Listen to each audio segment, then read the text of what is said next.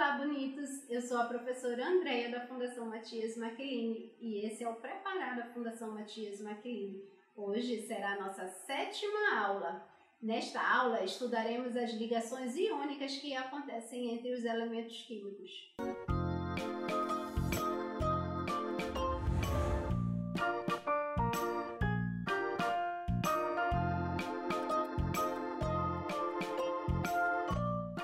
Você sabia que o sal de cozinha que utilizamos em nossa casa é um exemplo de um composto iônico? Esse tipo de composto é formado por uma ligação química conhecida como ligação iônica. Interessante, não é mesmo? Então vamos lá mergulhar agora nesse mundo maravilhoso da química? A combinação entre dois ou mais átomos dará origem ao que chamamos de ligações químicas. Essas ligações vão depender de forças de atração entre os elétrons dos átomos e a tendência de formar pares. Para ocorrer uma ligação química, é necessário que os átomos percam ou ganhem elétrons, ou então compartilhem os elétrons da última camada. Para compreendermos como funcionam as ligações químicas, precisamos aprender primeiro a teoria do octeto. Vamos lá? A teoria do octeto diz que para um átomo atingir 8 elétrons na camada de valência, é necessário que ocorram ligações desses elétrons com os elétrons de outros átomos. Um átomo que satisfaz essa teoria, ele é considerado como estável. O único grupo em que temos átomos estáveis na tabela periódica é o grupo dos gases nobres. Na química temos 3 tipos de ligações, que são a iônica, a covalente e a metálica. Nesta aula estudaremos a ligação iônica. Esta ligação ocorre devido à atração entre íons de cargas opostas. Esses íons são chamados cátions e ânions. Toda vez que um átomo perder elétrons, ele fica com carga positiva, formando um cátion.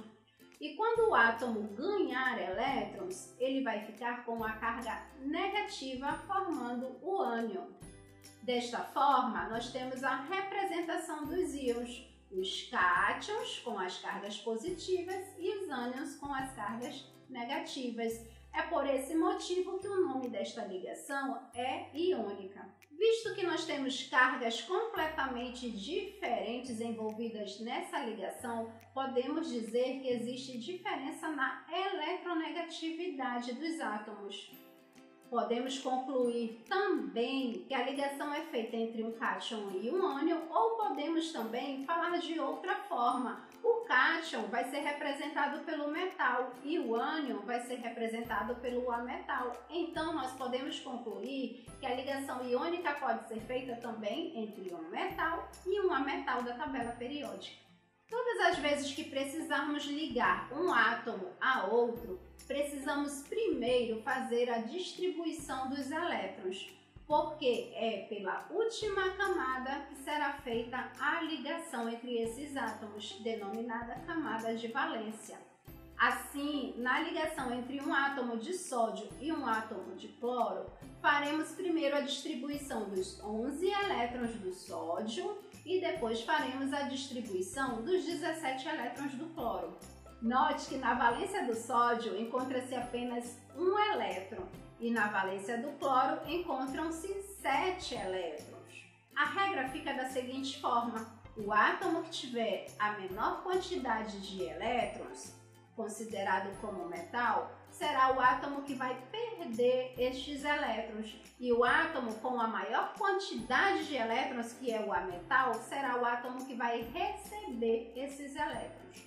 Temos no final da ligação a formação dos íons. Conseguimos perceber ao final do terceiro passo que os dois íons se tornam estáveis, ficando cada um com 8 elétrons na camada de valência.